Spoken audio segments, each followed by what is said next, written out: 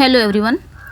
तो आज इस क्लास में हम डिस्कस करने वाले हैं विलियम वर्ड्सवर्थ को, जो आपके सारे एग्ज़ाम्स के लिए इम्पॉर्टेंट हैं, चाहे वो आपके टीजीटी, पीजीटी, ईएमआरएस या फिर आपके बीपीएससी, हर एग्ज़ाम के लिए, एनवीएस, केवीएस, एलटी, सभी के लिए ये इम्पॉर्टेंट हैं विलियम वर्ड्सवर्थ। तो इसको हम पूरे आज की इस वीडियो में ना विलियम वर्ड्सवर्थ के सारे की फैक्ट कवर करने वाले हैं। अगर कुछ छूटता है तो वो हम नेक्स्ट में देख लेंगे, लेकिन मैं पूरी कोशिश करूँगी कि इस वीडियो में मैं पूरा कंप्लीट कर दूँ। सो स्टार्ट करते हैं सेशन को। तो हम पढ़ने वाले हैं विलियम वर्ड्सवर्थ को, जिनका जन्म हुआ था 1770 में एंड इनकी डेथ हुई थी, इनकी जो मृत्यु हुई थी वो 1850 में हुई थी।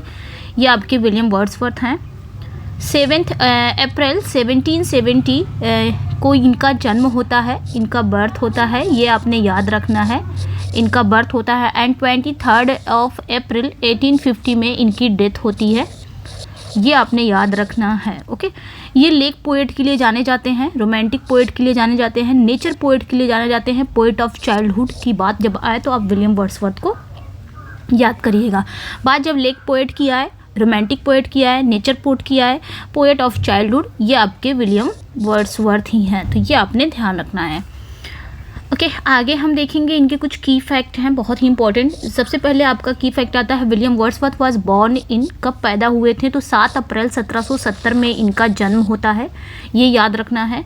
नेक्स्ट जो फैक्ट है, वेयर वाज वर्ड्सवर्थ बॉर्न, कहाँ पे ये पैदा हुए थे, तो कॉकरमाउथ, ये इंपॉर्टेंट है, डायरेक्ट पूछ लिया जाता है। कॉकरमाउथ, कम्बरलैंड, यूके में इनका जन्म होता है, ये इंपॉर्टेंट है, डायरेक्ट पूछ लिया जाता, पूछा भी गया है। नेक्स्ट वन जो फैक्ट है, वर्ड्सवर्थ फादर्स नेम, इनके फादर्स का क्या नेम है, तो इनके फादर्स नेम है आपके जॉन वर्ड्सवर्थ। तो एक चीज़ कॉमन है 4 राइटर्स में, जो आपके टीजीटी के 4 राइटर्स हैं ना, उसमें एक चीज़ कॉमन है, फादर्स नेम सेम ही है, तो आपने याद नहीं करना है, बस इतना ध्यान रखना है। और सिर्फ मदर नेम आपको ज़्यादा ध्यान रखना है, क्योंकि फादर नेम शेक्सपियर के, चाहे लाइक वर्ड्सवर्थ के, मिल्टन के, सभी के फादर्स नेम सेम है। नेक्स्ट जो फैक्ट है, वर्ड्सवर्थ मदर्स नेम, तो एन कुकसन, ये आपने याद रखना है, एन कुकसन उनकी मदर का नाम रहता है। नेक्स्ट जो फैक्ट है, वर्ड्सवर्थ की वाइफ का, उनकी पत्नी का नाम क्या रहता है, तो मैरी हचिनसन इनकी पत्नी का नाम रहता है, जिनसे वो 1802 में शादी कर लेते हैं। 1802 में वो शादी कर लेते हैं मैरी हचिनसन से। नेक्स्ट वन फैक्ट पे आते हैं, आगे हम पढ़ने वाले हैं। The name of Wordsworth sister, तो वर्ड्सवर्थ की सिस्टर का नाम क्या रहता है, तो ड्रोथी वर्ड्सवर्थ, ये आपने ध्यान रखना है, ड्रोथी वर्ड्सवर्थ।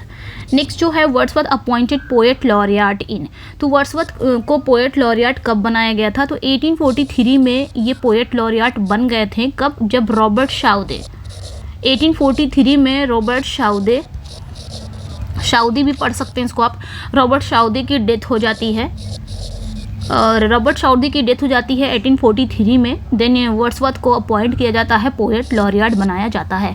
1843 से अब के ये बनते हैं, और 1850 जब तक इनकी डेथ नहीं हो जाती है, 1850 तक इनका कार्यकाल रहता है, तो ये अपने ध्यान रखना है।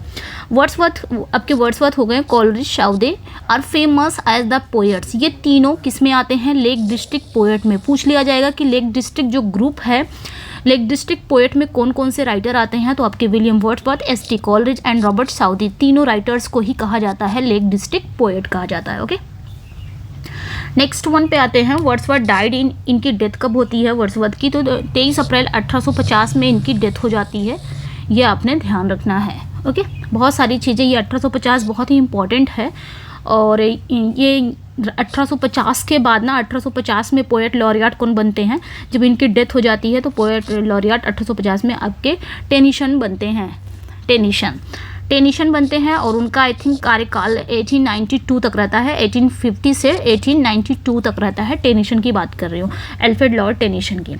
खैर, हम वर्ड्सवर्थ पे आते हैं। वर्ड्सवर्थ डाइड ऑफ, किस रीजन उनकी डेथ हो जाती है, तो प्लेरिसी के कारण, मैंने बताया था फेफड़े में जो सूजन आ जाती है, उसके चारों तरफ सूजन आ जाती है, उस कारण इनकी डेथ हो जाती है, ये ध्यान रखना है। और यहाँ पे भी पूछा है कि किस एज में उनकी डेथ होती है, तो 80 ईयर्स ओल्ड रहते हैं, 80 साल के रहते हैं, तभी उनकी डेथ हो जाती है। सारा इंपॉर्टेंट है, पूछ लिया जाएगा, अब पूछा गया है।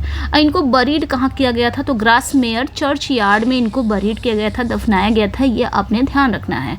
नेक्स्ट वन है, Coleridge was the first to criticise Wordsworth theory of poetic diction in, तो यहाँ पे बात क्या हो रही है कि कॉलरिज वो पहले क्रिटिसाइज थे, पहले आलोचक थे, मतलब कॉलरिज वो पहले राइटर थे जिन्होंने वर्ड्सवर्थ की थ्योरी ऑफ पोएटिक डिक्शन को क्रिटिसाइज किया था। किसमें इन्होंने क्रिटिसाइज किया था? कॉलरिज ने अपने, इनका एक वर्क था बायोग्राफिया लिटरेरिया, इसमें इन्होंने वर्ड्सवर्थ की पोएटिक डिक्शन को क्या किया था? क्रिटिसाइज किया था कॉलरिज ने, ये ध्यान रखना है। नेक्स्ट वन पे आते हैं, what is the complete title of poem immortality ode. ये बहुत ही इंपॉर्टेंट इनकी ओड है, यहाँ से क्वेश्चन बहुत बार बनते हैं और सीधा सीधा पूछ लिया जाएगा, पोएम्स की लाइन पूछ लिया जाता है। तो इनका फुल टाइटल है ode intimation of immortality from recollections of early childhood, ये फुल टाइटल है। Okay, next one, which poem was written after the death of Lord Nelson. तो ये इंपॉर्टेंट है, मतलब लॉर्ड नेल्सन के डेथ के बाद कौन सी पोएम लिखी गई थी, मतलब वर्ड्सवर्थ ने कौन सी पोएम लिखा था लॉर्ड नेल्सन की डेथ के बाद। तो character of the happy warrior, ये इंपॉर्टेंट है, कितनी बार पूछा गया है। नेक्स्ट वन है, resolution and independence 1802 was originally called. तो रेजुलेशन एंड इंडिपेंडेंस जो आया था 1802 में आया था, इसको ओरिजिनली क्या कहा जाता है? तो लीच गैदरर के नाम से भी जाना जाता है। तो ऐसे डायरेक्ट पूछ लिया जाएगा, लीच गैदरर का दूसरा नाम क्या है? रेजुलेशन एंड इंडिपेंडेंस, या फिर डायरेक्ट यही क्वेश्चन आ जाएगा। तो दोनों नाम से आप वाकिफ रहेंगे। Okay, next, Wordsworth publish descriptive sketches and an evening walk. ये दो वर्क इनका था शुरुआत का, अर्ली का। तो ये जो वर्ड्सवर्थ ने पब्लिश किया था descriptive sketches and evening walk, कब पब्लिश किया था ये बताया जा रहा है। तो फरवरी 1793 में ये पब्लिश हुआ था, तो ये आपने ध्यान रखना है। नेक्स्ट वन है, विलियम वर्ड्सवर्थ वॉज 1791 में वर्ड्सवर्थ फ्रांस में थे, where he was witness to the middle stages of, जहाँ पे वो मिडिल स्टेजेस के विटनेस थे, गवाह थे, किसके? फ्रेंच रेवोल्यूशन के। जब फ्रेंच रेवोल्यूशन हुआ, फ्रांसीसी क्रांति जब हुआ, मिडिल स्टेज के जो फ्रेंच रेवोल्यूशन हुआ उसके वो गवाह थे। कौन? William Wordsworth. फ्रांस में जब थे ये, तो उस समय फ्रेंच रेवोल्यूशन हुआ था, फ्रांसीसी क्रांति हुई थी 1791 में, विलियम वर्ड्सवर्थ वहीं पे थे और वो इसके गवाह भी हैं। Okay, next one, Wordsworth poem mostly deal with. तो वर्ड्सवर्थ की जो पोएम है सबसे ज़्यादा किससे डील करती है? तो वर्ड्सवर्थ की जो पोएम है, आपने कहीं भी देखना है तो हम्बल होती है, बहुत ही विनम्र होती है, रस्टिक लाइफ होता है, देहाती जीवन से लिया जाता है उनकी पोएम, अक्सर करके आप यही देखेंगे।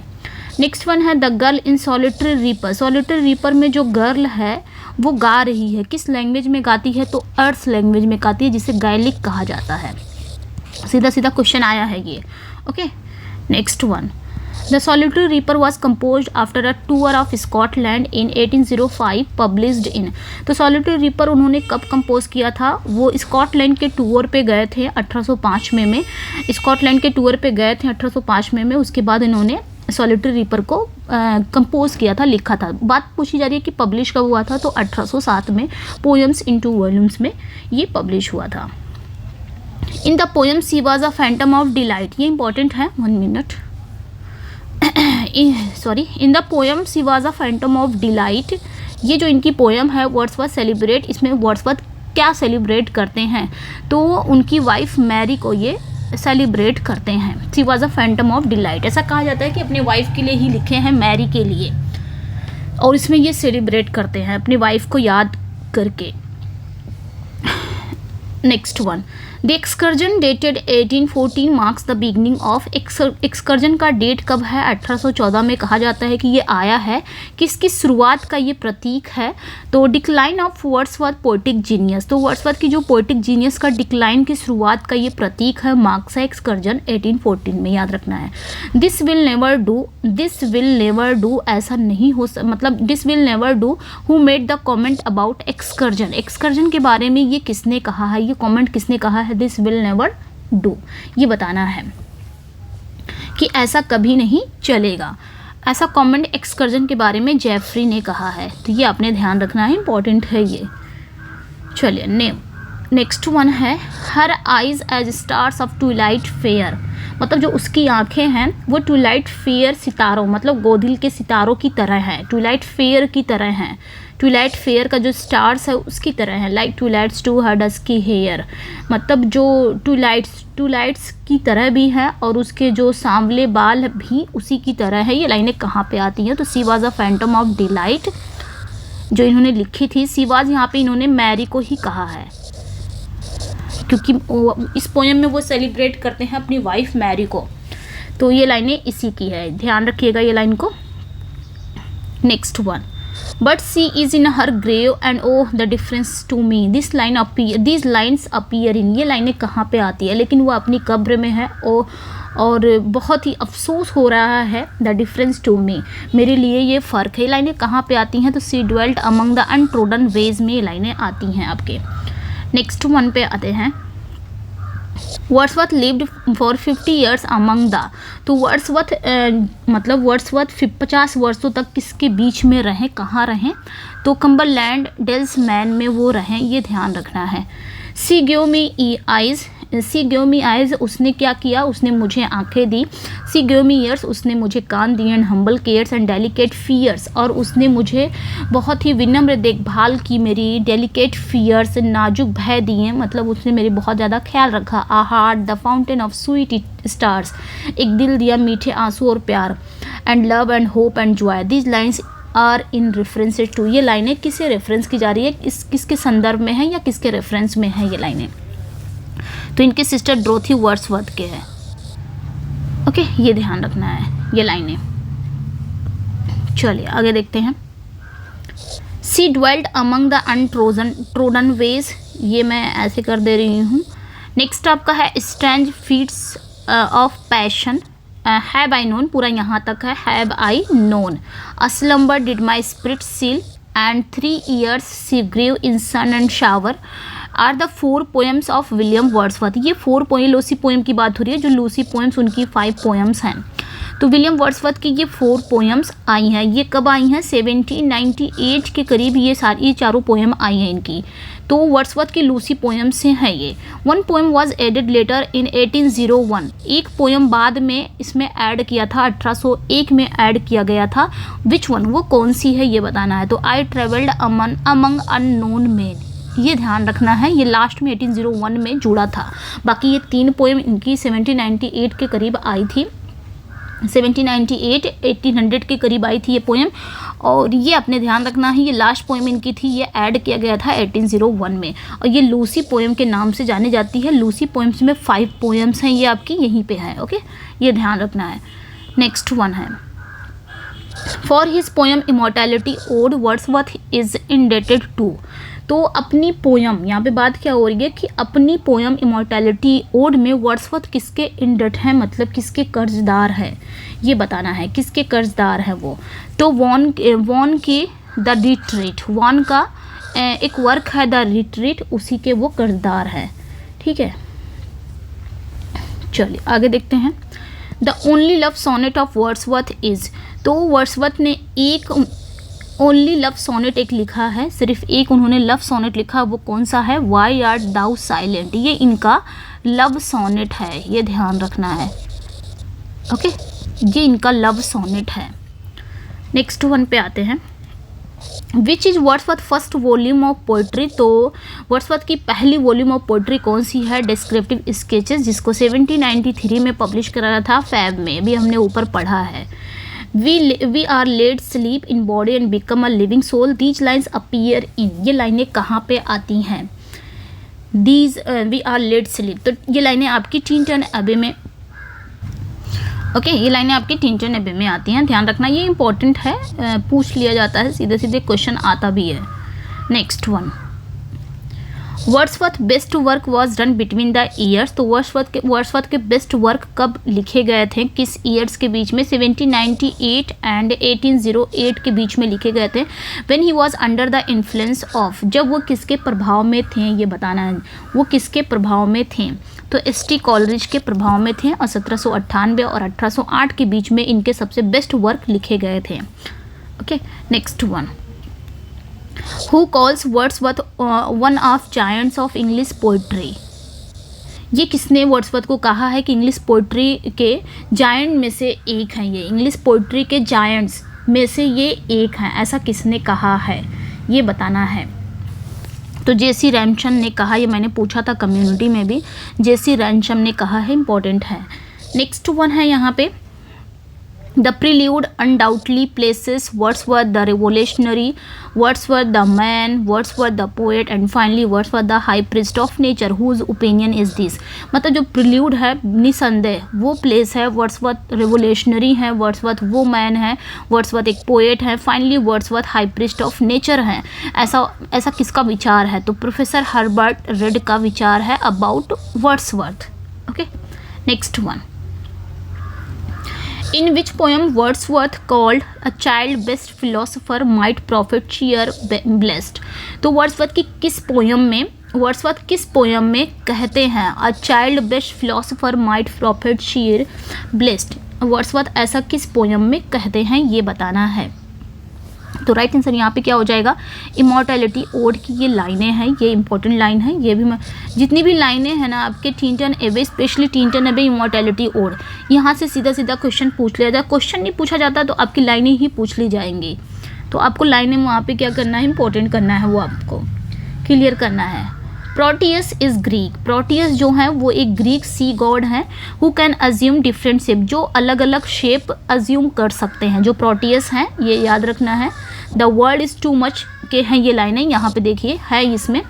तो प्रोटियस जो है वो ग्रीक सी गॉड है और वो डिफरेंट शेप अज्यूम कर सकते हैं। जो दूसरे ग्रीक गॉड है वो ट्राइटन है, हु राइजेज विद कॉन्च, जो अपने कॉन्च को उठा सकते हैं, ऊपर उठा सकते हैं, राइज कर सकते हैं। विच ही ब्लोज इन ऑर्डर टू काम द वेव्स, ताकि वो जो लहरें हैं उसको काम डाउन कर सकें। Where do these two gods appear in Wordsworth work? ये दोनों जो गॉड्स हैं ये वर्ड्सवर्थ के किस वर्क में अपीयर होते हैं? प्रोटियस और ट्राइटन, ये आपने ध्यान रखना है। 1 मिनट, इसको मैं थोड़ा सा अंडरलाइन कर देती हूँ। तो ट्राइटन है आपके एंड प्रोटियस है, ये ध्यान रखना है। ओके, और ये वर्ड्सवर्थ के किस वर्क में है? तो the world is too much with अस के ये दोनों गॉड हैं, इंपॉर्टेंट हैं, पूछ लिया जाता है। लास्ट ईयर में क्या हुआ था, 2021 में इसी पोयम को उठा के पूछ लिया गया था, आपका पैराग्राफ पूछ लिया था। तो पूरी पोयम भी क्लियर होनी चाहिए कि पोयम में वर्ड्सवर्थ जो हमारे राइटर हैं वो क्या कहते हैं, पोयम क्या है। इसी मतलब the world is too much को ही पूरा उठा के पैराग्राफ के अकॉर्डिंग दे दिया था और उसी में से क्वेश्चन निकाल दिया गया था। तो पोयम भी क्लियर होनी चाहिए। अब चूंकि वर्ड्सवर्थ ने सिर्फ एक ही प्ले लिखा है, सारे पोएम लिखे हैं तो पोएम से लाइन आएगी। लाइक आपके मिल्टन भी हैं तो उनके इस सब के ना पोएम से लाइन आती हैं, ज़्यादातर इंपॉर्टेंट है। The complete title of the poem Tintern एबे इज़, तो टिंटन एबे जो इनका पोएम है, इनकी कंप्लीट टाइटल क्या है? Lines composed of few miles above Tintern Abbey on revisiting the banks of Wye during a tour July 13, 1798। थोड़ा बड़ा है लेकिन ये याद भी उतना ही ईजी है जितना बड़ा है इनकी टाइटल। ओके, ये ध्यान रखना है। वर्ड्सवर्थ रिविजिट टिंटन एबे इन 1798। तो वर्ड्सवर्थ ने टिंटन एबे रिविजिट किया था कब? 1798 में किया था, रिविजिट दोबारा गए थे।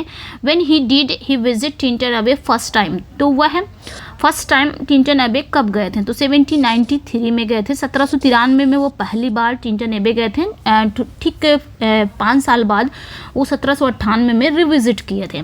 The name of cottage of revisit किए थे, यही क्वेश्चन पूछा था मैंने, यहाँ पे लगा दिया। ठीक है, when did he visit Tintern एबे फर्स्ट टाइम, तो वह फर्स्ट टाइम टिंटन एबे कब गए थे? 1793 में। ओके, नेक्स्ट यहाँ पे आ जाएगा the name of cottage of Michael, ये अलग फैक्ट है, इसी में ऐड हो गया है।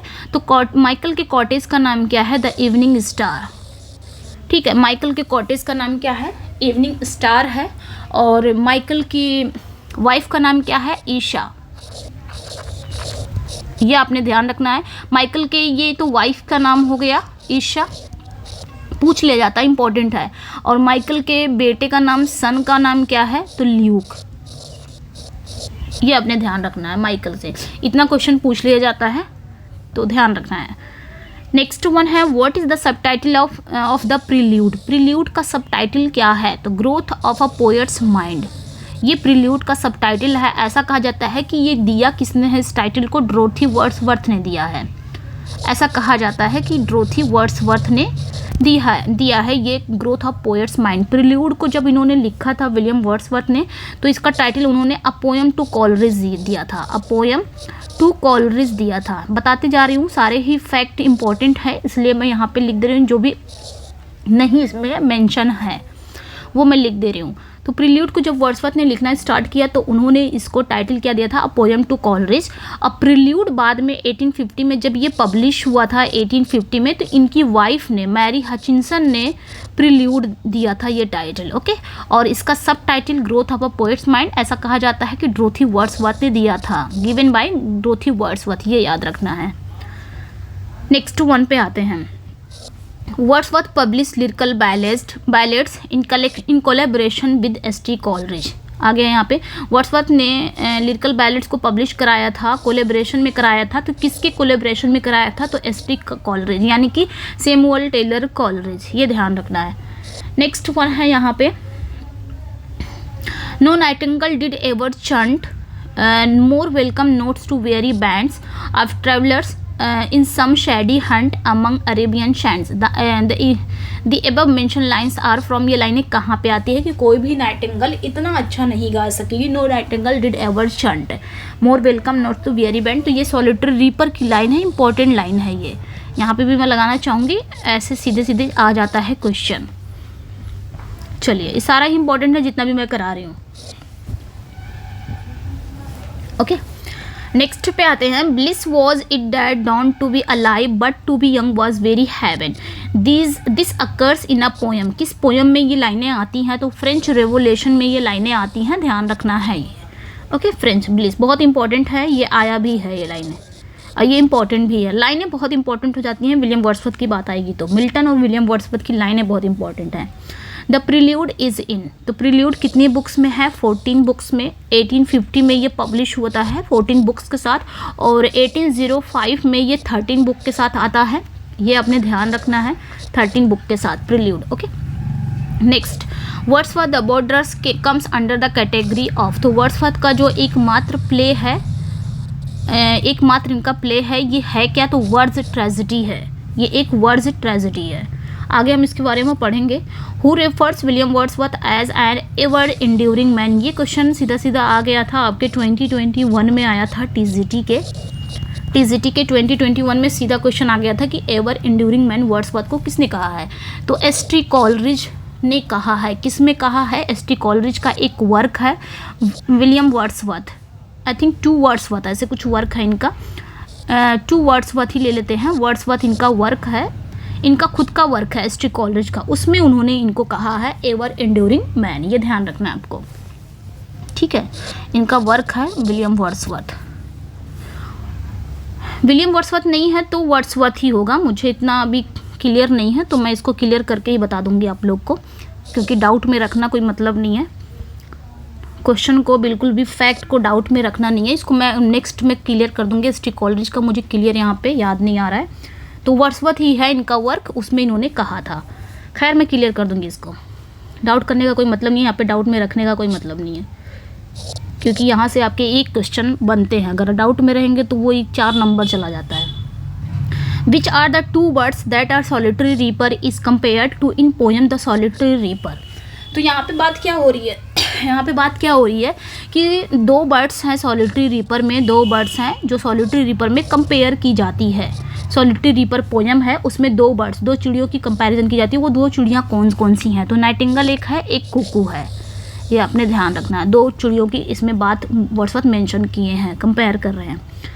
दाई शोल वॉज लाइक अ स्टार, तुम्हारी जो शोल है वो एक स्टार की तरह है जो बहुत दूर रहती है, बहुत दूर चली गई है।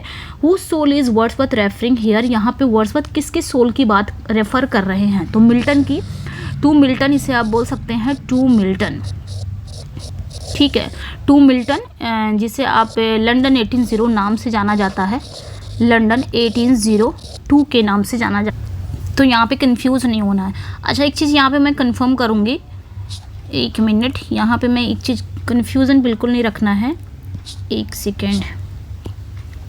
तो ये जो लाइनें हैं ये आपके विलियम वर्ड्सवर्थ के टू मिल्टन की लाइन है, टू मिल्टन इसका भी टाइटल है, टू मिल्टन, जिन्हें हम लंदन 1800, वैसे ये लंदन 1800 के नाम से जाना जाता है, इसका सब टाइटल में आ जाता है, सब टाइटल नहीं दूसरा अनदर नाम है टू मिल्टन, लंदन 1802।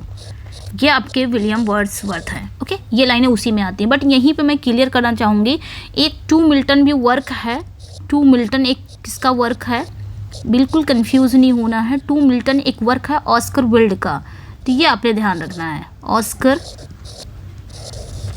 वाइल्ड पढ़ सकते हैं, विल्ड, ऑस्कर विल्ड का टू मिल्टन है। और एक आपका मिल्टन, यहीं पे मैं मिल्टन, आपका Milton of the devil party, of the devil party, devil party, ये आपको याद होगा, ये किसका है, ये आपके विलियम ब्लेक का है। तो ये आपने ध्यान रखना है, इतना ही बताना था, कंफ्यूज नहीं होना है, विलियम ब्लेक का है। ओके, जिसमें उन्होंने कहा है, जिसमें उन्होंने क्या कहा था कि devil's party without knowing it, ये लास्ट का याद है मुझे, जिसमें उन्होंने ये कहा था मिल्टन को। तो ये ध्यान रखना है आपने। तो यहाँ पे मैंने तीनों कंफर्म कर दिए हैं, तीनों ही यहाँ पे बिल्कुल भी कंफ्यूज नहीं होना, आप स्क्रीनशॉट ले सकते हैं।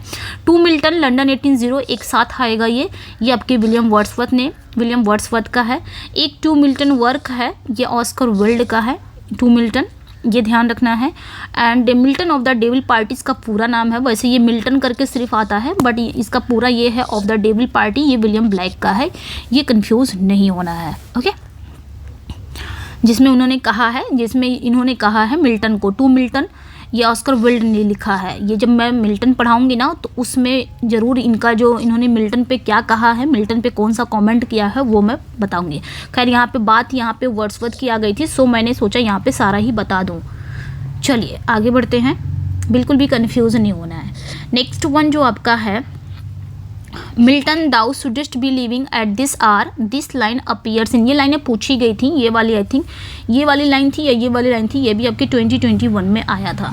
तो मिल्टन तुम्हें इस समय रहना चाहिए, इंग्लैंड को तुम्हारी ज़रूरत है। तो ये लाइनें कहाँ पे हैं, ये विलियम वर्ड्सवर्थ का वर्क है, to Milton London 1802।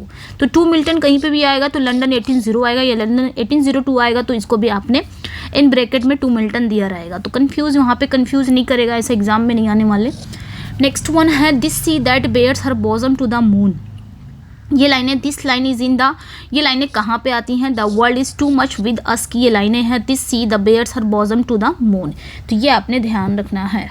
Okay, next, a 6 years darling of pygmy size, a 6 years darling of pygmy size, to whom is Wordsworth referring, यहाँ पे वर्ड्सवर्थ किसे रेफर कर रहे हैं, तो कॉलरिज के चाइल्ड को, कॉलरिज के बच्चे को यहाँ पे रेफर कर रहे हैं। नेक्स्ट वन पे आएंगे, 1 minute, the true कॉमेंसमेंट of Wordsworth poetic career was, तो वर्ड्सवर्थ की पोएटिक करियर का ट्रू कॉमेंसमेंट यानी कि सच्ची शुरुआत कहाँ से हुई थी, तो 1797 से 1798 के बीच में हुई थी वर्ड्सवर्थ की सच्ची शुरुआत, ट्रू कॉमेंसमेंट।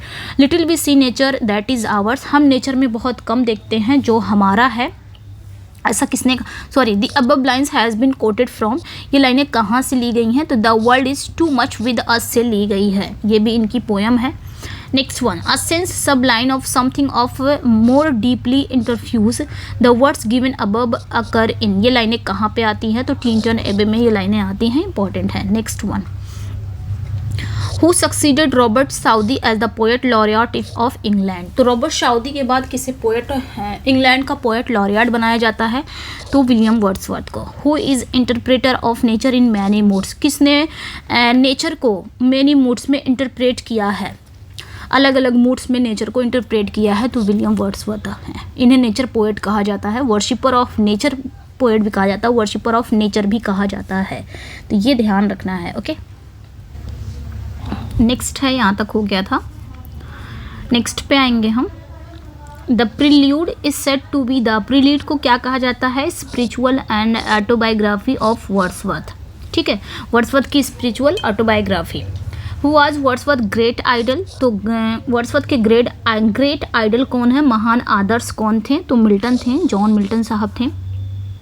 नेक्स्ट वन पे आते हैं हम, नेक्स्ट वन जो है आपका, every great poet is a teacher, मतलब जो हर महान कवि एक शिक्षक होता है। I wish to be considered as a teacher or as nothing. मैं चाहता हूँ कि मुझे शिक्षक माना जाए या कुछ भी नहीं, शिक्षक के अलावा मुझे कुछ भी ना या कुछ भी ना माना जाए तो एज अ टीचर माना जाए या तो कुछ भी नहीं। ऐसा कौन कहते हैं? तो विलियम वर्ड्सवर्थ कहते हैं, ये ध्यान रखना है। कौन कहते हैं? विलियम वर्ड्सवर्थ कहते हैं। ओके, नेक्स्ट वन पे आते हैं।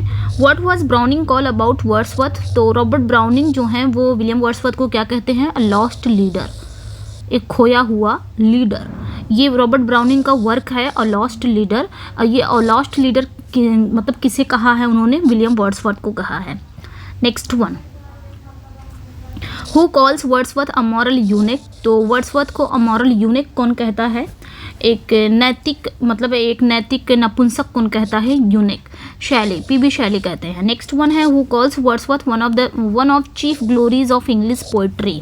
ऐसा कौन कहता है कि वर्ड्सवर्थ को कौन कहता है कि इंग्लिश पोइट्री के चीफ ग्लोरीज में से एक हैं? ऐसा किसने कहा है? अंग्रेजी कविता के प्रमुख गौरव में से एक हैं। कौन कहता है? मैथ्यू अर्नोल्ड कहते हैं। Next one, who calls the immortality ode the high water mark of poetry? ये कौन कहता है? इमर्शन कहते हैं।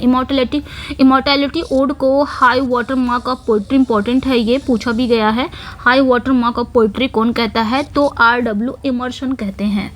ठीक है, वर्ड्सवर्थ मतलब इनको इमॉर्टैलिटी ओड को। Who shed Wordsworth uttered nothing base? तो कौन कहता है? Wordsworth uttered nothing base. ऐसा कौन कहता है? तो एल्फ्रेड लॉर्ड टेनिसन कहते हैं कि वर्ड्सवर्थ ने कोई भी आधारहीन बात नहीं की है। Okay, next one, where does Wordsworth compare himself to an Aeolian harp? तो वर्ड्सवर्थ अपनी खुद की कंपेयर एक इयोलियन हार्प से कहाँ करते हैं? एक इयोलियन हार्प से कहाँ करते हैं? वर्ड्सवर्थ अपनी तुलना इयोलियन वीणा से कहाँ की है उन्होंने? तो प्रिल्यूड में किया है उन्होंने। लिरिकल बैलेट्स कब आता है? तो 1798 में फर्स्ट एडिशन आता है। देन इसका सेकेंड एडिशन कब आता है? तो 1800 में आता है। सेकेंड एडिशन 1800 में आता है सेकेंड एडिशन इसका। थर्ड एडिशन इसका कब आता है? तो 1802 में आता है। एंड फोर्थ एडिशन इसका 1805 में आता है, ये ध्यान रखना है, फोर्थ एडिशन इसका। ओके, आगे हम देखेंगे यहाँ पे preface to the lyrical ballads came in. तो लिरिकल बैलेट्स में प्रीफेस कब ऐड किया गया था? तो 1800 में ऐड किया गया था, ये ध्यान रखना है। In preface to lyrical ballads Wordsworth examine a sonnet of Gray which one? तो लिरिकल बैलेट्स के प्रीफेस में वर्ड्सवर्थ थॉमस ग्रे का एक सोनेट को एग्जामिन करते हैं, निरीक्षण करते हैं। वो ग्रे का कौन सा सोनेट है? तो on the death of Richard West, ये ग्रे का सोनेट है। इसकी वो क्या करते हैं? एग्जामिन करते हैं। कहाँ पे? Preface to the lyrical ballads में। Next one, Coleridge was Wordsworth friend. Coleridge कौन थे? वर्ड्सवर्थ के दोस्त थे। इनकी डेथ कब होती है? तो 1834 में होती है। किसकी? कॉलरिज की। नेक्स्ट वन है, वर्ड्सवर्थ एडेड एन अपेंडिक्स। आपके लिए क्वेश्चन ये है, ये जब आप वीडियो देखेंगे तो आपके लिए क्वेश्चन ये है कि वर्ड्सवर्थ ना प्रीफेस तो वो 1800 में जोड़ते हैं, तो अपेंडिक्स वो कब जोड़ते हैं? आपके पोएटिक डिक्शन जिसकी बात हो रही है, अपेंडिक्स वो कब ऐड करते हैं लिरिकल बैलेट्स में? ये आपके लिए क्वेश्चन है, आप लोग कमेंट सेक्शन में ज़रूर बताइएगा। तो Wordsworth added an appendix to the preface to trace out the history of poetic diction and point out the defect of. यहाँ पे बात क्या हो रही है कि वर्ड्सवर्थ ने अपेंडिक्स को ऐड किया था प्रीफेस टू ट्रेस में, उन्होंने अपेंडिक्स को ऐड किया था। तो यहाँ पे बात क्या हो रही है कि वर्ड्सवर्थ ने काव्यात्मक शब्दावली का इतिहास का पता लगाने और नवशास्त्रीय न्यू क्लासिकल पोएटिक डिक्शन यानी कि नवशास्त्रीय काव्यात्मक शब्दावली के दोषों को इंगित करने के लिए प्रस्तावना में उन्होंने प्रीफेस में एक अपेंडिक्स जोड़ा था, ये ध्यान रखना है। तो न्यू क्लासिकल पोएटिक डिक्शन के डिफेक्ट को पता लगाने के लिए उन्होंने हिस्ट्री के पोएटिक डिक्शन के प्रीफेस में उन्होंने क्या जोड़ा था? अपेंडिक्स जोड़ा था। नेक्स्ट वन यहाँ पे है, no pleasant image of trees of sea or sky, no colours of green fields but huge and mighty forms and do not live like living man. These lines are from, ये लाइनें कहाँ पे आती हैं ये बताना है। No pleasant image tree sea of, यानी कि यहाँ पे बात क्या हो रही है कि समुद्र हो गया या आकाश, पेड़ों की कोई सुखद छवि नहीं है। आगे क्या हो रहा है कि but fields huge and mighty forms, लेकिन हरे खेतों का कोई रंग नहीं है, लेकिन विशाल और शक्तिशाली रूप जो जीवित नहीं है, जीवित मनुष्य की। ये लाइनें कहाँ पे आती हैं? तो प्रील्यूड के बुक फर्स्ट की ये लाइनें हैं, ये इंपॉर्टेंट है। ओके, नेक्स्ट वन पे आते हैं। He is the greatest poet of nature and our literature has produce. तो वो क्या है? वो नेचर के ग्रेटेस्ट पोएट हैं और हमारे लिटरेचर को भी प्रोड्यूस उन्होंने किया है। वो हमारे साहित्य द्वारा रचित प्रकृति के महानतम कवि है, ऐसा लॉन्ग कहते हैं, WJ लॉन्ग, WJ लॉन्ग कहते हैं। ये किसके बारे में कहते हैं पूछा गया है? तो विलियम वर्ड्सवर्थ के बारे में कहते हैं, इंपॉर्टेंट है ये। नेक्स्ट वन है, where were the lyrical ballads appreciated more than in England. तो लिरिकल बैलेट्स को इंग्लैंड से ज़्यादा कहाँ पे सबसे ज़्यादा एप्रिसिएट किया गया है? तो अमेरिका में किया गया है, सबसे ज़्यादा इसको मतलब मान्यता मिली है, सबसे ज़्यादा इसको एप्रिसिएट सराहना मिली है। ठीक है। वो अकॉर्डिंग टू लॉन्ग के अनुसार किसे? हैज़ नॉट ओनली साइट, उनके पास सिर्फ साइट ही नहीं है, सिर्फ दृष्टि, केवल दृष्टि नहीं है, बट इन साइट, बल्कि क्या है? अंतर्दृष्टि भी है। ऐसा लॉन्ग ने किसे कहा है? लॉन्ग ने किसे कहा है कि उनके पास केवल दृष्टि नहीं है बल्कि वो अंतर्दृष्टि हैं? तो लॉवेल, सॉरी यहाँ पे 2 आ गया था, 1 मिनट, लॉवेल नहीं है, विलियम वर्ड्सवर्थ है। यहाँ पे अगला फैक्ट है, यहाँ से विलियम वर्ड्सवर्थ को उन्होंने कहा है। ओके, यहाँ से अगला फैक्ट स्टार्ट हो जाएगा। 1 मिनट, इसको मैं 1 सेकेंड। ओके, विलियम वर्ड्सवर्थ को उन्होंने कहा है, ये ध्यान रखना है। और यहाँ से अगला स्टार्ट हो जाएगा। Who calls Wordsworth? वर्ड्सवर्थ को कौन कहते हैं? The historian of Wordsworthshire. ऐसा किसने कहा है वर्ड्सवर्थ को? कि वर्ड्सवर्थ को इतिहासकार वर्ड्सवर्थशायर कौन कहता है? तो लॉवेल कहते हैं, ये ध्यान रखना है। 2 इसमें फैक्ट आ गया है। ओके, नेक्स्ट वन आपका है, a large portion of Wordsworth work. तो वर्ड्सवर्थ के वर्क का एक लार्ज पोर्शन क्या है? वो अनइंस्पायर्ड है। क्या है? अनइंस्पायर्ड है, यानी कि अनइंस्पायर्ड यानी कि प्रेरणाहीन है। नेक्स्ट वन है, a poet could not but be gay in such a jocund company, where does these lines appear. ये लाइनें कहाँ पे आती हैं? तो ये लाइनें डैफोडिल्स की ये लाइनें हैं, इंपॉर्टेंट है ये लाइनें। हु क्रिटिसाइज्ड वर्ड्सवर्थ, आगे देखेंगे, who criticised Wordsworth for not practising his own theory in his own poems. यहाँ पे बात क्या हो रही है कि किसने वर्ड्सवर्थ को कहा है कि उन्होंने अपनी कविताओं में अपने सिद्धांत का अभ्यास नहीं किया है। ऐसा किसने क्रिटिसाइज किया है? आलोचना की है वर्ड्सवर्थ की, कि उन्होंने अपने ही पोएम्स में अपने ही थ्योरी को प्रैक्टिस नहीं किया है, अपने थ्योरी को अपने सिद्धांत का अभ्यास नहीं किया है। तो T.S. एलियट साहब ने कहा है, वर्ड्सवर्थ को क्रिटिसाइज किया है। Next one, just for a handful of silver he left अस। थोड़े से सिल्वर के लिए, थोड़े से चांदी के लिए वो हमें छोड़ गया, just for riband to stick in his coat. Who wrote, ऐसा कौन लिखता है? तो रॉबर्ट ब्राउनिंग लिखते हैं। लॉस्ट लीडर में इनका वर्क है, द लॉस्ट लीडर। इसमें ये विलियम वर्ड्सवर्थ को ही कहते हैं, लॉस्ट लीडर भी वो विलियम वर्ड्सवर्थ को ही कहे हैं, रॉबर्ट ब्राउनिंग। तो रॉबर्ट ब्राउनिंग किसके लिए जाने जाते हैं? ऑप्टिमिस्टिक पोएट हैं ये भी आप याद रखिएगा, ऑप्टिमिस्टिक पोएट हैं ये, ऑप्टिमिस्टिक पोएट है ये ध्यान रखना है। और जब यहाँ पे ऑप्टिमिस्टिक पोएट की बात आ जाएगी तो पैसिमिस्टिक पोएट कौन है? आपके हार्डी साहब हैं। चलिए नेक्स्ट वन पे आते हैं। There neither is nor can be any essential difference between the language of prose and metrical composition. Who said? ऐसा किसने कहा है? मतलब कोई आवश्यक अंतर ना, तो मतलब यहाँ पे बात क्या हो रही है?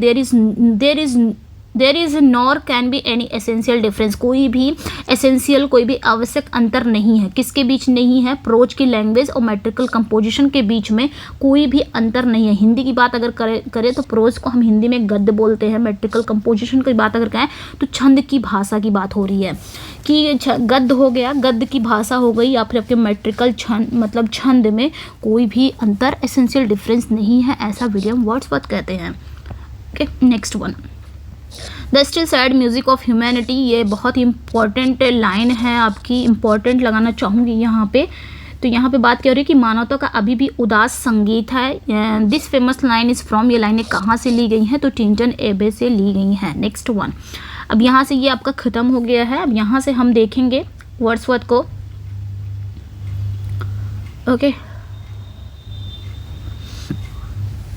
यहाँ से अब हम एक मिनट, थोड़ा सा इनके मेन जो इम्पोर्टेंट वर्क हैं उनकी थोड़ी समरी दी गई है, तो इसको हम जल्दी से देख लेते हैं।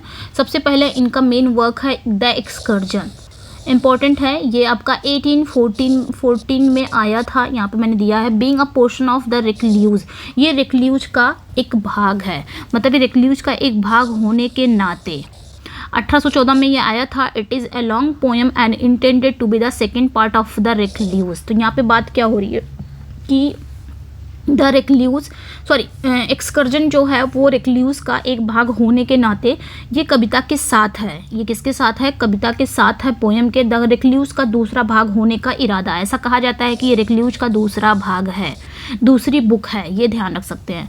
मतलब वर्ड्सवर्थ लिखने वाले थे रिक्ल्यूज, लेकिन वर्ड्सवर्थ पूरा कंप्लीट नहीं कर पाए और ये रिक्ल्यूज का सेकेंड बुक मानी जाती है। कौन सी बुक मानी जाती है? सेकेंड बुक, दूसरा भाग माना जाता है। फर्स्ट भाग कौन सा है आगे हम पढ़ने वाले हैं।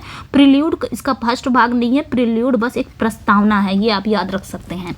एंड अनफिनिश्ड लार्जर वर्क, ये एक अनफिनिश्ड लार्जर वर्क है वर्ड्सवर्थ का। That was also mean to include the prelude, जिसमें प्रिल्यूड को शामिल किया गया था। ये एक इंट्रोडक्शन पार्ट इसे कह सकते हैं प्रिल्यूड को। The excursion was publish 1840, excursion कब पब्लिश हुआ था? तो आपका 1814 में पब्लिश हुआ था। And consisted of 9 long philosophical monologue, और इसमें कितने हैं आपके फिलोसफिकल, इसमें 9 मतलब 9 लंबे दार्शनिक एकालाप शामिल हैं, ये ध्यान रखना है। 9 लॉन्ग फिलोसफिकल मोनोलॉग इसमें है, किसमें? आपके एक्सकर्जन में। स्पोकन बाय पेस्टोरल कैरेक्टर, किसके द्वारा बोले गए हैं? तो पेस्टोरल कैरेक्टर के द्वारा बोले गए हैं। इसमें देहाती कैरेक्टर द्वारा बोले गए 9 लंबे दार्शनिक एकालाप शामिल थे, ये ध्यान रखना है। प्रिल्यूड जो आपका है और आपका एक्सकर्जन है are to be the part of the recluse, दोनों ही रिक्ल्यूज के भाग माने जाते हैं, पार्ट माने जाते हैं। Which will treat of nature, man and society, जो क्या करते हैं? जो प्रकृति, मनुष्य और समाज का इलाज करेंगे, ट्रीट करेंगे। द होम, ये इंपॉर्टेंट है, द होम ऑफ ग्रासमेयर, बहुत इंपॉर्टेंट है। The home of Grasmere is the first book of recluse. तो रिक्ल्यूज का फर्स्ट बुक क्या था? तो ऐसा कहा जाता है कि रिक्ल्यूज एक बहुत ही बड़ा वर्क था विलियम वर्ड्सवर्थ का, वो लिखना चाह रहे थे, लेकिन जिनमें से उन्होंने सिर्फ पहली पुस्तक लिखी थी द होम ऑफ ग्रासमेयर, ये रिक्ल्यूज की फर्स्ट बुक है। एंड सेकंड बुक को एक्सकर्जन कहा जाता है कि सेकंड बुक एक्सकर्जन, उसके बाद वो लिख ही नहीं पाए इसलिए अनफिनिश्ड रह गया। तो ये याद रखना है, लगाना चाहूँगी यहाँ पे द होम ऑफ, इम्पॉर्टेंट है, the home of Grasmere is the first book of recluse. ठीक है, रिक्ल्यूज जो पब्लिश कब हुआ था? 1880 में हुआ था, ये इंपॉर्टेंट है। 1880 में पब्लिश हुआ था द होम ऑफ ग्रासमेयर, ये रिक्ल्यूज की फर्स्ट बुक है। ओके, तो ये थे थोड़ा सा समरी मैंने इसमें दे दिया है एक्सकर्जन का, जहाँ से एग्जाम में क्वेश्चन बन सकते हैं। इससे रिलेटेड इतने ही क्वेश्चन बन सकते हैं, इससे ज़्यादा क्वेश्चन नहीं बनेंगे। नेक्स्ट वन है, यहाँ पे देखेंगे द प्रिल्यूड, क्या है आपका? द प्रिल्यूड और growth of a poets mind. Prelude जिसका सब टाइटल क्या है? Growth of a poets mind, जो कब आया था? 1850 में पब्लिश हुआ था बाय मैरी हचिंसन। मतलब इसको किसने दिया था पब्लिश प्रिल्यूड को, ये जो टाइटल है इसको मैरी हचिंसन ने दिया था। Okay, next, the prelude is an autobiographical, आगे देखेंगे। प्रिल्यूड इज एक ऑटोबायोग्राफिकल एपिक पोएम है जो ब्लैंक वर्ड्स में लिखी गई थी। इंपॉर्टेंट है, ये आपका ऑटोबायोग्राफिकल एपिक पोएम है जो ब्लैंक वर्ड्स में लिखी गई थी विलियम वर्ड्सवर्थ के द्वारा। पब्लिश कब हुआ था? तो पास्थुमस हुआ था, यानी कि पास्थुमस किसे कहा जाता है? जो राइटर के डेथ के बाद जो भी वर्क उनका पब्लिश होता है उसे पास्थुमस कहते हैं। तो ये वर्ड्सवर्थ की डेथ हो जाती है 1850 में। 1850 में डेथ हो जाती है, उसके कुछ दिनों बाद वर्ड्सवर्थ का ये प्रिल्यूड पब्लिश होता है। It is organised into the 14 section और बुक्स। तो इसे कितने में ऑर्गेनाइज किया गया है? 14 सेक्शन में या फिर 14 बुक्स में बोल सकते हैं आप। तो 14 सेक्शन या 14 बुक्स में इसे ऑर्गेनाइज किया गया है। वर्ड्सवर्थ स्टार्ट राइटिंग इटिल, तो वर्ड्सवर्थ ने इसे लिखना कब स्टार्ट किया था? 1798 to 99, ऐसा कहा जाता है कि 1798-99 के बीच में इसे लिखना स्टार्ट किया गया था। और इसे फिनिश कब किया गया था? तो 1805 में फिनिश किया गया था विद 13 बुक्स, ये आप याद रखेंगे। ओके, और 14 बुक कब जोड़ा गया था? जब 1850 में ये पब्लिश हुआ था तो उस समय 14 बुक थे, 14 सेक्शन थे, लेकिन 1805 में ये कंप्लीट हुआ था तो 13 बुक्स के साथ ये कंप्लीट हुआ था। It represent the impression on Wordsworth mind from his earliest recollection till his mature manhood. यहाँ पे बात क्या हो रही है कि ये वर्ड्सवर्थ के प्रारंभिक जो शुरुआती उनकी स्मृति से लेकर उनकी परिपक्व जो उनका मैच्योर मैनहुड है, मतलब उनके अर्ली, यहाँ पे बात क्या हो रही है कि ये वर्ड्सवर्थ की जो शुरुआती याद है, जो स्मृति से लेकर उनके मैच्योर मैनहुड है, परिपक्व जो उनकी मर्दानगी तक उनके मन पर पड़े प्रभाव को प्रतिनिधित्व करता है। तो ये अपने ध्यान रखना है, मतलब जो उनका शुरुआती जीवन था वहाँ से लेकर जब वो मैच्योर मैनहुड हो गए वहाँ तक जो भी उनके ऊपर प्रभाव पड़े थे वो इसको रिप्रेजेंट करता है प्रील्यूड, ध्यान रखिएगा।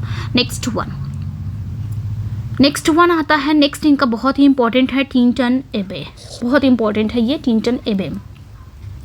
द फुल टाइटल इसका पता ही है, द फुल टाइटल इसका है lines composed of few miles Tintern Abbey on revisiting the bank of Wye during tour. तो 13 जुलाई 1798 में ये आया है पोयम, ठीक है, ये याद रखना है। नेक्स्ट आपका है टिंटन एबे एक ये कंपोज किया गया था, ब्लैंक वर्ड्स में ये भी लिखा गया था Tintern Abbey, which is a name used to describe unrhymed lines in iambic pentameter. तो ब्लैंक वर्ड्स की बात जब भी आएगी ना तो ध्यान रखना है कि जिसमें मीटर का यूज़ होता है लेकिन राइम नहीं यूज़ होता है।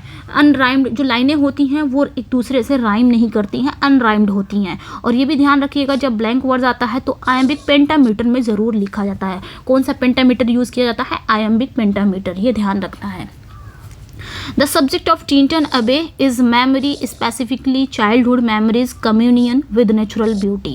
यहाँ पे बात क्या हो रही है कि जो टिंटन एबे का जो सब्जेक्ट है वो memory specifically okay.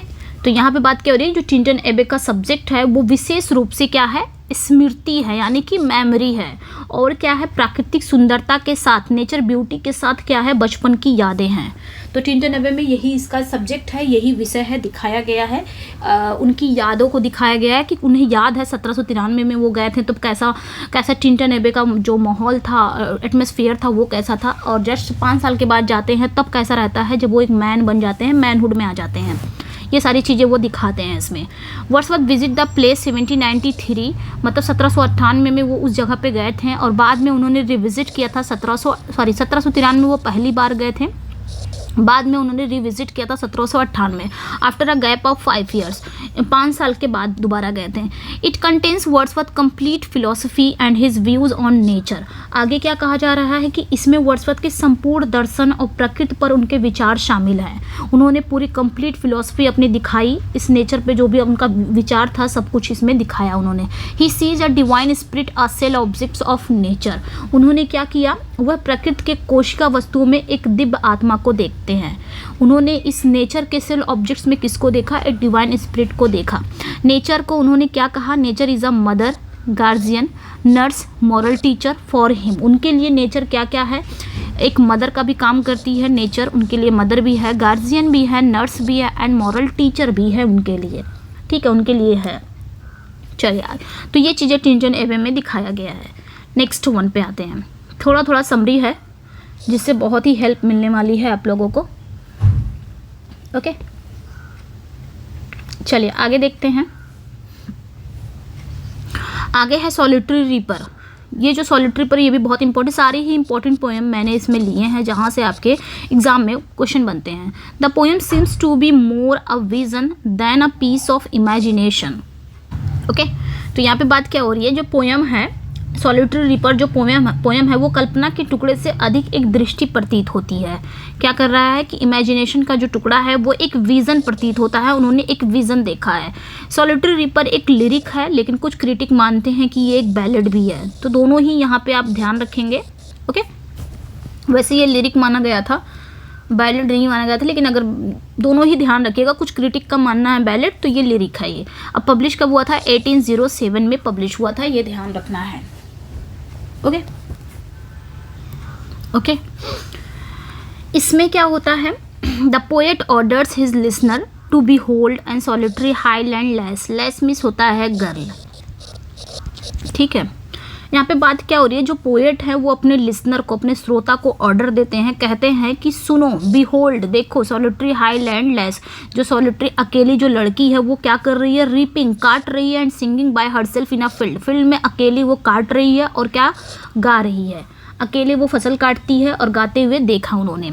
He said that anyone passing by should इधर स्टॉप हियर, आगे वो क्या कहते हैं, उनका कहना है कि यहाँ से गुजरने वाले किसी भी व्यक्ति को या तो वहीं पे रुक जाना चाहिए, urgently pass as not to disturb her, बिना उसे डिस्टर्ब किए, कोई भी व्यक्ति अगर यहाँ से गुजर रहा है तो या तो उसे रुक जाना चाहिए या तो उसे धीरे से गुजर जाना है, ताकि उसे परेशानी ना हो, क्योंकि वो फसल काट रही है और गा रही है। अगर कोई आ जाएगा, अगर उसे आहट मिल जाए कि कोई है, तो वो गाना बंद कर देगी। इस वजह से वर्ड्सवर्थ यहाँ पे कहते हैं कि उस पर्सन, मतलब कोई भी पर्सन को कहते हैं जो भी यहाँ से गुजर रहा है, या तो वो चुपचाप खड़े होकर उसका गाना सुने या तो जेंटली पास हो जाए, ऐसा पास हो जाए जिससे उसको सुनाई ना दे कि कोई है, उसे परेशान किए बिना।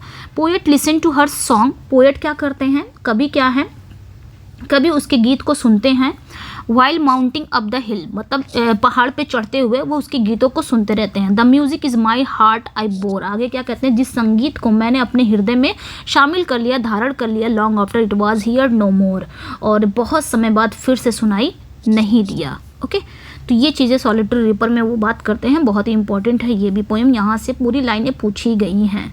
नेक्स्ट वन पे हम आते हैं, ओड इंटीमेशन ऑफ इमॉर्टैलिटी, बहुत इंपॉर्टेंट है ये, 1807 में पब्लिश होता है, पोएम इन 2 वॉल्यूम्स में, ये एक ओड है, ये ध्यान रखना है। Intimation of immortality from recollection of early childhood, ये पूरा इसका टाइटल है, ये एक पोएम है। कंप्लीट कब हुआ था, 1804 में ये कंप्लीट हुआ था, और पब्लिश कब हुआ था, इन पोएम्स इन 2 वॉल्यूम्स में 1807 में। ये एक इरेगुलर ओड में लिखा गया है, ये एक इरेगुलर ओड है, ध्यान रखना है। In the form of address, जो एड्रेस की जाती है, डिग्निफाइड की जाती है, स्टाइल में, स्टाइल में कैसी होती है, एड्रेस की जाती है और डिग्निफाइड की जाती है, स्टाइल, फीलिंग एंड टोन में, ये ध्यान रखना है, ठीक है। मतलब ये एक संबोधन के रूप में एक अनियमित, ये एक संबोधन के रूप में एक इरेगुलर ओड है, जो शैली, भाव और लहजे में कैसा है, गरिमामय है, ये ध्यान रखना है।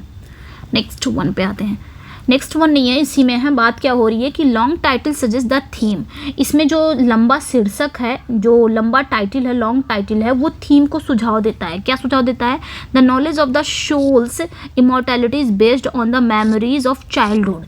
बात क्या होती है कि आत्मा की जो अमरता का ज्ञान है वो बचपन की यादों पर आधारित है। One is aware of this immortality in childhood, और इस अमरता का ज्ञान, मतलब इस इमॉर्टैलिटी का ज्ञान बचपन में ही हो जाता है। Wordsworth might have borrowed the idea from Henry Vaughan's the retreat. Wordsworth ने ये जो विचार है ना, ये विचार उन्होंने कहाँ से लिया है, तो हेनरी वॉन का एक वर्क है द रिट्रीट, वहाँ से इन्होंने लिया है ये विचार, ये ध्यान रखना, वहाँ से उन्होंने ये उधार लिया होगा। It is split into 3 movement, इसे 3 मूवमेंट में स्प्लिट किया गया है, 3 मूवमेंट में इसे विभाजित किया गया है। First fair stanza discuss death and loss of youth and innocence. जो फर्स्ट फेयर स्टैंजा है, जो पहला निष्पक्ष जो स्टैंजा है, वो क्या करता है, वो मृत और युवा और मासूमियत के नुकसान पर चर्चा करता है। सेकेंड फोर स्टैंजा क्या करता है, describe how age cause man to lose sight of divine. Second four stanza क्या करता है, वो वर्णन करता है कि कैसे उम्र मनुष्य को दिव्य दृष्टि से वंचित कर जाता है, कि कैसे जो उम्र है वो मनुष्य को क्या करता है, एक डिवाइन से लॉस साइड कर जाता है, यानी कि वंचित कर देता है दिव्य दृष्टि से। ये चीज़ें इसमें बताई गई हैं आपके इमॉर्टैलिटी ओड में। नेक्स्ट वन पे आते हैं। नेक्स्ट अगला वर्क उनका है द बॉर्डर्स, मात्र ओनली वन प्ले है, ओनली वन प्ले है ये इनका, एक वर्ड्स ट्रेजेडी है, ये ध्यान रखिएगा। द बॉर्डर्स एक ट्रेजेडी है, 5 एक्ट में है, ये आपने ध्यान रखना है, 5 एक्ट में है, ट्रेजेडी है, ओनली वन प्ले है इनका, यानी कि ड्रामा है। 5 act was Wordsworth first major work है, यहाँ पे लिखा भी है, वर्ड्सवर्थ का फर्स्ट मेजर वर्क है। Wordsworth wrote his only play, Wordsworth ने सिर्फ एक ही प्ले लिखा है जिसका नाम है द बॉर्डर्स। द बॉर्डर्स कब आया था, 1796 से 97 के बीच में ये आया था। ये एक वर्ड्स ट्रेजेडी है जो कब सेट, मतलब किसके ड्यूरिंग में ये सेट हुआ था, तो king Henry third of England, England के उस समय राजा कौन हुआ करते थे, तो राजा हेनरी थर्ड थे, उस समय उनका शासन चल रहा था और इन्हीं के शासन के दौरान इनका ये वर्क आया द बॉर्डर्स, ये ध्यान रखना है। पब्लिश कब हुआ था, तो 1842 में ये पब्लिश हुआ था, बहुत ही इंपॉर्टेंट है ये, एक ही मात्र वर्क है तो पूछ लिया जाएगा, इंपॉर्टेंट प्ले है। Terror of the French revolution is the subject of इस प्ले, तो ये ध्यान रखना है कि इस प्ले का सब्जेक्ट क्या है, तो terror of the French revolution है, ये आपने ध्यान रखना है।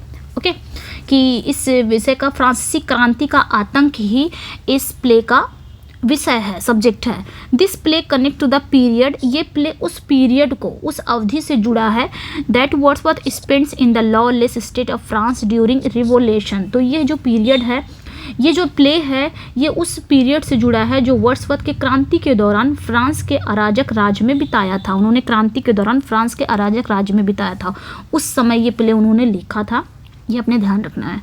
नेक्स्ट वन पे आते हैं। नेक्स्ट अगला वर्क है, बहुत ही सारे मैंने इसमें इंपॉर्टेंट वर्क आपके लिए हैं, ओड टू ड्यूटी। अगला वर्क क्या है, ode to duty. Ode to duty Wordsworth की ये पोयम है which is didactic and ethical in tone, tone में ये कैसी है, डिडैक्टिक है, बहुत ही डिडैक्टिक टाइप की है, ये ध्यान रखना है, यानी कि उपदेशात्मक है, उपदेश शिक्षाप्रद। डिडैक्टिक मतलब क्या होता है, शिक्षाप्रद, मैं यहाँ पे लिख दे रही हूँ, शिक्षाप्रद। ये पोएम कैसी है आपकी, बहुत ही शिक्षाप्रद देने वाली, मतलब शिक्षा देने, मॉरल स्टोरी है, ऐसा बोल सकते हैं, शिक्षाप्रद है। टोन में कैसी है, एथिकल है।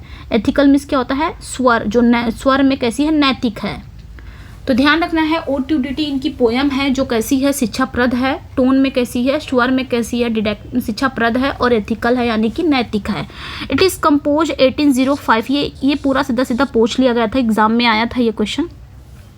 ये कंपोज कब किया गया, 1805 में किया गया है, लेकिन इसे पब्लिश कब कराया गया था, तो इन 2 वॉल्यूम्स में 1807 में ये पब्लिश हुआ था।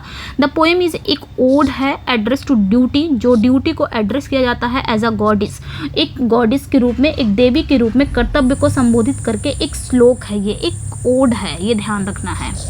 ओके, इट इज़ होरेशन ओड, ये एक होरेशन ओड है जिन्हें हम लेजर ओड भी कहते हैं, ये आपने ध्यान रखना है। ये कौन सा ओड है, होरेशन ओड में लिखा गया है, ode to duty. There is a 7 stanza of 8 line each, तो इसमें 7 स्टैंजा है ओड टू ड्यूटी में, प्रत्येक स्टैंजा में कितनी लाइन है, तो 8 लाइन है, ये ध्यान रखना है, बहुत इंपॉर्टेंट है ये। ओड टू ड्यूटी से यहीं से क्वेश्चन आ जाएंगे जितना भी मैंने यहाँ पे पढ़ाए हैं, ठीक है, आगे इसमें कहीं से भी क्वेश्चन नहीं आने वाले हैं।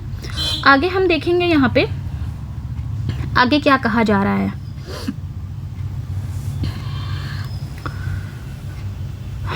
आगे क्या कहता है, the poet offers the nature and function of duty, इसमें क्या कहते हैं, जो कवि है वो कर्तव्य की प्रकृति और कार्य प्रस्तुत करते हैं। He calls duty the stern daughter of voice of God, वह क्या कहते हैं, वो कर्तव्य को, यानी कि वह ड्यूटी को क्या कहते हैं, ईश्वर की वाणी की कठोर पुत्री कहते हैं, वह ड्यूटी को क्या कहते हैं, stern daughter of voice of God कहते हैं।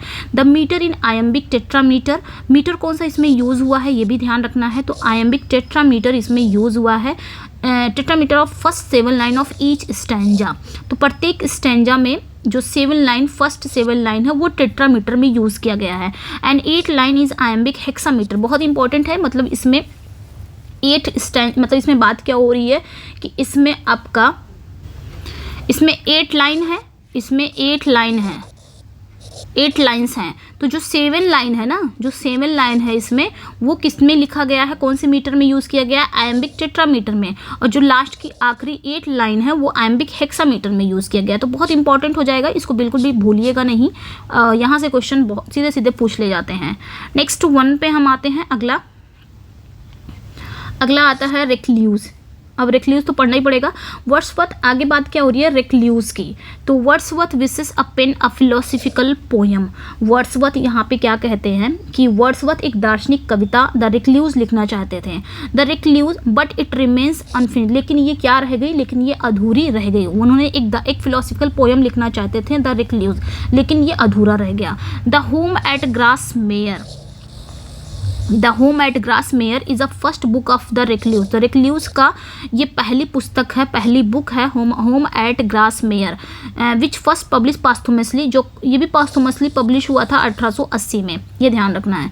The excursion to be second book, excursion जो है ये सेकेंड बुक है, एक्सकर्जन जो है वो सेकंड बुक है द रिक्ल्यूज का, विच पब्लिश 1814, जो पब्लिश कब हुआ था 1814 में। The prelude and the excursion are to be the parts of the recluse, तो प्रील्यूड जो है और एक्सकर्जन जो है ये रिक्ल्यूज का पार्ट है जो कि अनफिनिश्ड था। कौन सा? आपका रिक्ल्यूज, ये ध्यान रखना है। ये भी ध्यान रखना है होम एट ग्रासमेयर, क्या पता क्वेश्चन आ जाए। ठीक है, आगे चलते हैं। लंदन 1802, बहुत ही इंपॉर्टेंट पोएम है इनकी ये, लंदन 1802, जिन्हें टू मिल्टन भी कहा जाता है। मैंने इसी वीडियो में कंफर्म किया है सारा कुछ, तो ये जब भी आएगा ऐसे ही आएगा। इसमें क्या होता है, इन्होंने कंपोज कब किया है इसे? 1802 में कंपोज किया है, क्योंकि यहाँ पे है ही है। And published for the first time in poems in 2 volumes 1807, और ये पब्लिश कब हुआ था? First time poems in 2 volumes में ये 1807 में पब्लिश हुआ था। This poem is one of the many excellent sonnet, ये जो पोएम है ये ध्यान रखना है, ये जो पोएम है ये मेनी एक्सीलेंट सोनेट में से एक है। ये एक सोनेट है, और जितनी भी सोनेट है ना, जितनी भी शानदार सोनेट है उनमें से एक सोनेट ये भी है, लंदन 1802 उत्कृष्ट सोनेट में से एक है। In London 1802 Wordsworth नॉस्टैल्जिकली looks back at England before the industrial revolution. तो लंदन 1802 में वर्ड्सवर्थ क्या करते हैं? वर्ड्सवर्थ इंडस्ट्रियल क्रांति से, यानी कि इंडस्ट्रियल रेवोल्यूशन से पहले इंग्लैंड को याद करते हुए याद करते हैं, पहले वो इंग्लैंड को याद करते हैं। Poet feels that Milton should be alive at this time. अब पोएट का मानना है, वो महसूस करते हैं कि इस समय मिल्टन को जीवित होना चाहिए, मतलब इस समय मिल्टन को रहना चाहिए था, जीवित रहना चाहिए था। People have lost inward happiness, जो लोग हैं वो अपनी आंतरिक खुशी खत्म हो गई है, लोगों के अंदर की जो आंतरिक खुशी है, जो इनवर्ड हैप्पीनेस है, वो अब खत्म हो चुकी है। आगे क्या कहते हैं? In the beginning of London 1802, London 1802 की शुरुआत में William Wordsworth cries out to the dead poet John Milton. तो शुरुआत में विलियम वर्ड्सवर्थ, जो डेड जॉन मिल्टन है, कवि जॉन मिल्टन है, मिल्टन को रोते हुए कहते हैं, वो मिल्टन को याद करते हुए कहते हैं, रोते हैं और उनसे कहते हैं, टेलिंग हिम, उनसे कहते हैं कि that he should be alive because England needs him now, कि उन्हें इस समय जीवित रहना चाहिए था क्योंकि इंग्लैंड को अब उनकी ज़रूरत है। ठीक है, इस पोएम में इन्होंने यही कहा है, मिल्टन को याद किया है, बहुत ही नॉस्टैल्जी। पहले वो इंग्लैंड को याद करते हैं कि इंग्लैंड कैसा था, कैसा हो गया है, इंग्लैंड के लोग अब क्या से क्या हो गए हैं, और आज इंग्लैंड को वाकई में आज मिल्टन जैसे कवि की ज़रूरत है, आज इंग्लैंड को वाकई में मिल्टन जैसे कवि की ज़रूरत है। मिल्टन को इस समय रहना चाहिए था, इसलिए उन्होंने मिल्टन को अपना आइडल माना था। इस पोएम में उन्होंने मिल्टन को याद किया है। ओके, नेक्स्ट पे आते हैं, टू द स्काईलार्क। नेक्स्ट जो इनका है टू द स्काईलार्क, ये भी इनका पोयम है। ये कब? इट इज़ रिटन इन 1825, ये 1825 में लिखा गया है, एंड पब्लिश 1827, 1827 में ये पब्लिश हुआ था। Wordsworth present the characteristic of the bird. इसमें वर्ड्सवर्थ क्या कहते हैं? वर्ड्सवर्थ बर्ड्स की, यानी कि जो पक्षी है, पक्षी की विशेषताओं को प्रस्तुत करते हैं। To the skylark, to the skylark एक ब्यूटीफुल पोयम है describing activities of the skylark in the sky. जो टू द स्काईलार्क जो है वो एक ब्यूटीफुल पोयम है जो आकाश में स्काईलार्क की गतिविधियों का वर्णन करने वाली एक सुंदर कविता है। He puts a series of questions in front of the lark. उन्होंने क्या किया? उन्होंने लार्क के सामने सवालों की झड़ी लगा देते हैं, वो लार्क के सामने सवालों की झड़ी लगा देते हैं। The skylark has been called a daring bird for the height at which it flies. यहाँ पे बात क्या हो रही है कि वह स्काईलार्क जिस ऊंचाई पर उड़ता है उसके कारण उसे साहसी पक्षी कहा जाता है। स्काईलार्क को एक डेयरिंग बर्ड कहा जाता है क्योंकि वो बहुत ही ऊंचाई पे उड़ता है। स्काईलार्क एक पक्षी होती है जो बहुत ऊंचाई पे उड़ता है। इसमें उसी पक्षी के बारे में उन्होंने बहुत ही तारीफ़ की है और उसी पक्षी से उन्होंने बहुत बात की है। उसी पक्षी के बारे में उन्होंने कहा है, उसे डेयरिंग बर्ड कहा है क्योंकि वो बहुत हाइट पे उड़ता है। The speaker request the skylark. इसमें स्पीकर जो हैं वो स्काईलार्क उस पक्षी से रिक्वेस्ट करते हैं to leave the dark forest, कि वो जो डार्क फॉरेस्ट है उसे छोड़ दें। यहाँ पे स्पीकर स्काईलार्क से अंधेरे जंगल को कहते हैं छोड़ दो, टू द नाइटिंगल। वो कहते हैं कि स्काईलार्क से कहते हैं कि अंधेरे जंगल को नाइटिंगल के पास छोड़ने का अनुरोध किया है, कि नाइटिंगल के पास अंधेरे जंगल को छोड़ दो। And he has a glorious light to himself, क्योंकि उसके पास खुद के लिए एक शानदार रोशनी है। उसके पास क्या है? खुद के लिए एक शानदार रोशनी है। इसमें उन्होंने स्काईलार्क बर्ड को ये बात कही है। ओके, आगे चलते हैं। My heart leaps up. Next जो पोयम है my heart leaps up, it is also known as the rainbow, इन्हें रेनबो भी कहा जाता है, ये भी आप याद रखेंगे। माई हार्ट लिव्स अप को दूसरा नाम क्या है, rainbow. It is known for its simplicity and ये अपने सिंप्लिसिटी के लिए जाना जाता है, मतलब अपने साधारणता, अपनी सादगी के लिए जाना जाता है। And published in his famous collection poems in 2 volumes 1807। तो वर्ड्सवर्थ की ज़्यादातर मोस्टली पोएम जो देखेंगे ना वो 1807 में पोएम्स इन 2 वॉल्यूम्स में ही पब्लिश हुआ है। The poet express how he felt, इसमें पोएट जो हैं कवि व्यक्त करते हैं कि जब उन्होंने the poet expresses how he felt he looked at the rainbow. यहाँ पे जो कवि हैं वो एक्सप्रेस करते हैं कि जब उन्होंने इंद्रधनुष को देखा तो उन्हें कैसा महसूस हुआ। He says his heart with Joy leaps up, वो कहते हैं कि जब उनकी आंखों से आकाश में when his eyes capture the presence of rainbow in the sky, वो कहते हैं, कवि यहाँ पे कहते हैं कि जब उनकी आंखों ने आकाश में इंद्रधनुष की उपस्थिति को कैद कर लिया तो उनका दिल खुशी से उछल पड़ा, लिप्स अप हो गया। He now appreciate the child him, अब वो क्या कर रहे हैं, अब बच्चे की सराहना करते हैं। Because his childhood was the teacher who taught to find joy in the beauty and mother nature. अब वो बच्चे की सराहना करते हैं क्योंकि उनका जो बचपन है वो शिक्षक था जिसकी माँ प्रकृति की सुंदरता में खुशी ढूंढना सिखाया था। The child is father of the man, बच्चा मनुष्य का पिता है। ठीक है, ये चीज़ें हैं इसमें, यही चीज़ें दिखाया गया है। माई हार्ट लिप्स अप में रेनबो को दिखाया गया है कि कैसे वो स्काई में रेनबो के प्रेजेंस को कैप्चर कर लेते हैं और जब वो देखते हैं उनको कितनी खुशी होती है, उनका दिल उछल पड़ता है और वो क्या करते हैं, वो एप्रिसिएट करते हैं, मतलब अब वो बच्चे की सराहना करते हैं क्योंकि उनका बचपन शिक्षक था जिसने माँ प्रकृति की सुंदरता में खुशी ढूंढना सिखाया था। तो ये सारी चीज़ें इसमें इन्होंने बताया है, तो आपने ध्यान रखना है। आगे चलते हैं, आगे नहीं है, बस इतना ही मैंने इसमें लिए थे। तो कैसा लगा, इतना ही। आई थिंक 1 घंटे की क्लास हो गई होगी, हाँ 1 घंटा 6 मिनट हो गया है। तो ये थे वर्ड्सवर्थ के कुछ, आपके रिवीजन भी हो जाएंगे, मुझे पता है, आई नो कि आप लोग को सारा पता होगा, लेकिन ये रिवीजन के लिए है, तो आप इसे एक बार ज़रूर देख लीजिएगा और एग्ज़ाम से पहले भी आप इसे देख के जाएंगे तो बहुत ही हेल्पफुल होगा। ये जहाँ से आपके एग्ज़ाम में क्वेश्चन बनते हैं वहीं से मैंने ये पूरी वीडियो का पूरा क्वेश्चन लिया है, फैक्ट लिया है। ओके, तो कैसा लगा अपना फीडबैक ज़रूर दीजिएगा। और इसका PDF चाहिए तो टेलीग्राम पे हीना इंग्लिश क्लासेस से ज्वाइन हो जाइए, वहाँ पे इसका PDF मिल जाएगा। ओके, तो फर्स्ट टाइम मेरे चैनल को वॉच कर रहे हैं वो चैनल को सब्सक्राइब कर लें, वीडियो को लाइक एंड शेयर ज़रूर कर दिया करें और मिलते हैं नेक्स्ट वीडियो में। Thank you for watching, bye bye.